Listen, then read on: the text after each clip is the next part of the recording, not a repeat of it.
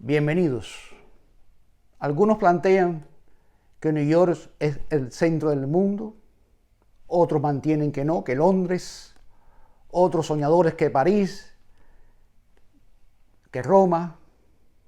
En mi opinión, el centro es esa ciudad que durante siglos ha sido sitiada en varias ocasiones, conquistada, reconquistada, asediada, esa ciudad que se llama Jerusalén, esa ciudad de las tres grandes religiones abrahámicas,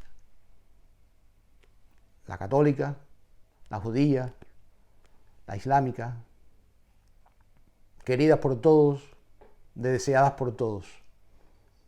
Por eso hoy le traemos este libro que se llama El Templo de Salomón y las leyendas masónicas, del autor Galo Sánchez Casado. Este libro se publicó por la editorial Ediciones Obelisco en el año 2016. El autor Galo Sánchez Casado es licenciado en Sociología, Comunicación Audiovisual y máster en Comunicación. Ha publicado muchos libros dedicados a este estudio. Es maestro masón de marca de la Gran Logia de Masones de Marca de Inglaterra y Gales, y masón del Arco Real, que es el rito de York. En el resumen del libro, aquí en la contraportada, voy a leerlo porque es concisa de qué trata esta obra. Dice y pregunta, empieza con una pregunta: ¿cuál es el interés que puede despertarnos el Templo de Salomón? Podemos decir que enorme, pues culmina la tendencia que a lo largo de la historia el hombre ha tenido por los diferentes elementos como las montañas, los menhires o los betilos, con el objeto de abrir un camino entre la tierra y el cielo. El Templo de Salomón cumple perfectamente este papel de llave universal, pues en sus proporciones se encuentra el principio de la armonía que está en el origen de todo. Históricamente, los edificios religiosos han servido como contenedores transmutables de reuniones sociales y de ceremonias radicalmente diferentes. La coronación del reinado de Salomón fue la construcción de este magnífico templo en Jerusalén, también llamado Templo de Salomón, o el primer templo. La masonería la adoptó como símbolo al ser la estructura más magnífica y estable que alguna vez existió. Este libro es mucho más que una evaluación de la vida espiritual ligada al Templo de Salomón y ese gran rey. Constituye además un análisis riguroso de las relaciones sociales que en aquella época existía en Israel, tanto entre los diferentes grupos sociales como entre las naciones gentiles de su entorno. La obra, bien investigada, impresiona por la amplia gama de fuentes y materiales que se han utilizado en su preparación. En ella se nos habla de quién fue el constructor del templo, de su origen cainita y de las relaciones que tuvieron tanto Salomón como Irán con la reina de Saba, así como del origen y del significado de la leyenda que lo conecta con lo más esencial de la masonería.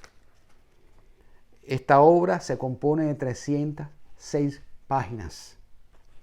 Le voy a relatar brevemente el índice para que tengan idea.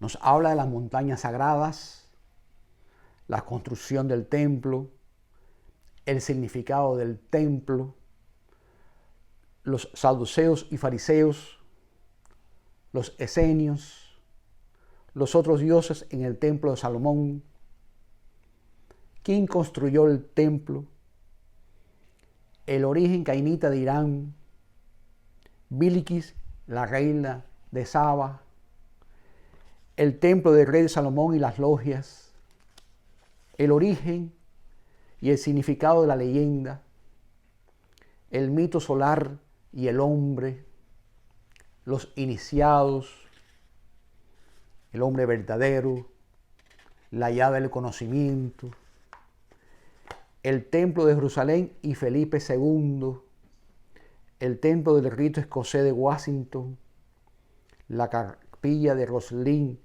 un pedazo de masonería escocesa. Se compone una gran bibliografía en la que usó el autor para realizarnos y exponernos esta obra. Él plantea en los inicios, dice, el presente libro lo he dividido en tres partes fundamentales. Una parte histórica que habla de la edificación del templo de Salomón y de la situación sociopolítica de Judea y particularmente de Jerusalén.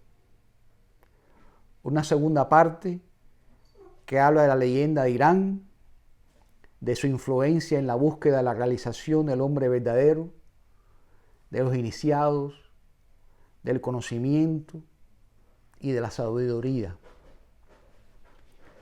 Dice él, y termino con una tercera parte en la que se trata la influencia que tuvo el templo de Salomón en la sociedad occidental y particularmente en Felipe II. Nos hace una relación de distintas construcciones tratando de imitar esa construcción, esa perfecta construcción que fue el templo de Salomón.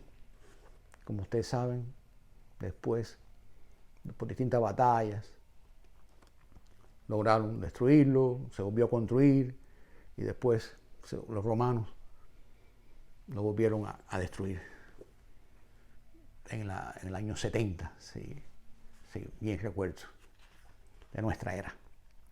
Sí, se han construido dos inicialmente, aunque aquí él plantea como ha habido otros intentos antiguamente. Les aconsejo la lectura de esta obra, extensa, normal, muy detallada.